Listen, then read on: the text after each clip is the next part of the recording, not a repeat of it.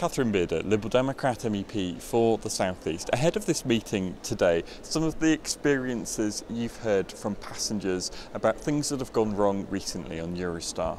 Yes, the biggest incident was when the train had left Calais-Fréthun and was parked for a long time, and then they were concerned about people coming onto the train and trying to hitch a lift that way, and they were left there for a very long time on reduced batteries, and eventually they got them back to the station, but then still wouldn't allow them off the train.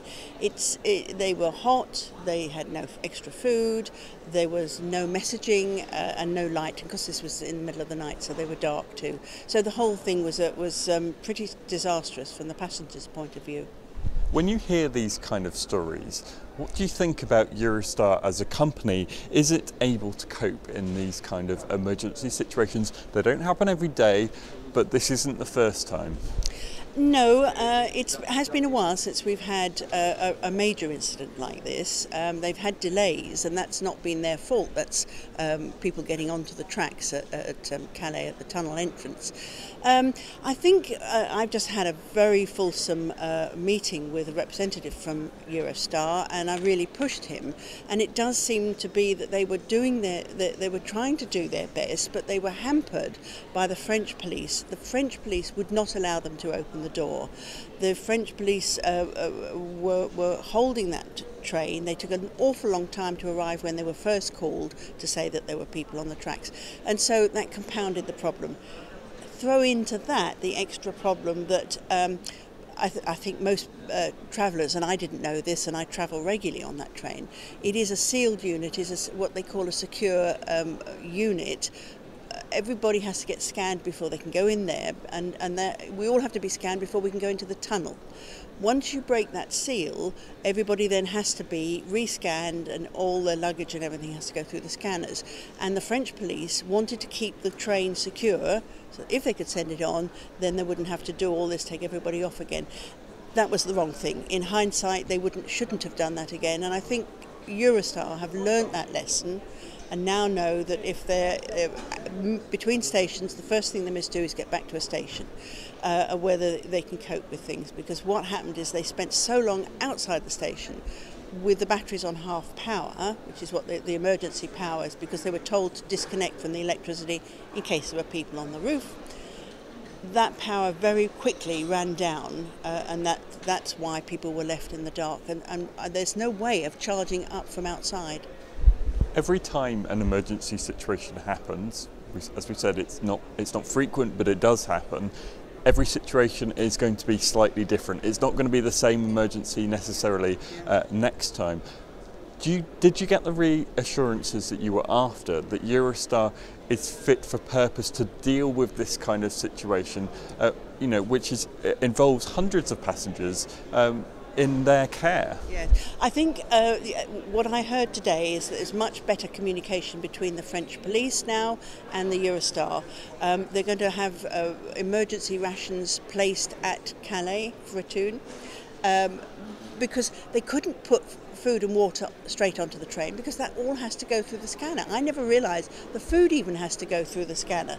So they're going to have that there, locked up, ready, so that it's already past the security testing, can go straight on if that ever happened at that station again. But I think they've learned huge lessons. They've opened the dialogue much better now with the police, and they've got better systems if that happens again. And they now know never leave a train for long periods, especially at night, between stations. The plan now is to take them back to stations where they can actually deal with the situation much better than allow a train between stations for the batteries to run down. What about What about when it comes to lighting? Because that was an issue not just in this case, but also 3-4 years ago when you raised it when there were trains stuck in and outside the tunnel at night, and of course in the tunnel in the dark. If there's no electricity to power the trains, the emergency lighting only lasts a certain length of time, and then people seem to be left stranded. What are they meant to do? Did you get any reassurances there? I did last time. I said, why on earth don't you have light sticks like they do in First Great Western or Virgin trains? You see them on the walls of the carriages. And they said, oh, well, they might be vulnerable to vandalism or whatever. There were always excuses. I again brought this up and said, look, if you had got light sticks, then at least you could take them through to the carriages. And he took that on board and said, OK, we'll look at this again. They don't have to be on the walls all the time, but they can be locked in a cupboard somewhere so that you can at least take down emergency lighting down to people who are stuck in the dark. I mean, it's nothing more frightening. It gets very hot in those carriages. I've also asked about the toilet facilities, and they said, of course, they don't want people to be stuck in the trains for a long time. And that's the planning, and that is the best option. But the new trains coming in have got much bigger capacity. So he said, hopefully in the future, as the new trains come on stream, that toilet problems won't be such an issue.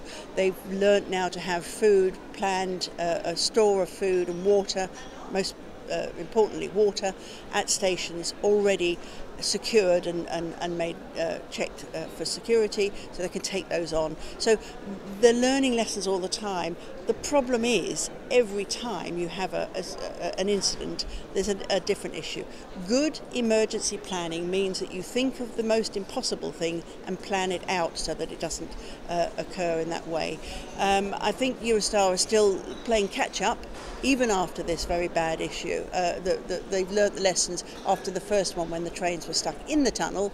Now they're learning lessons of trains stuck outside the tunnel. Let's hope they learn all the lessons and plan for the most impossible, and so we don't have to have these sorts of conversations again.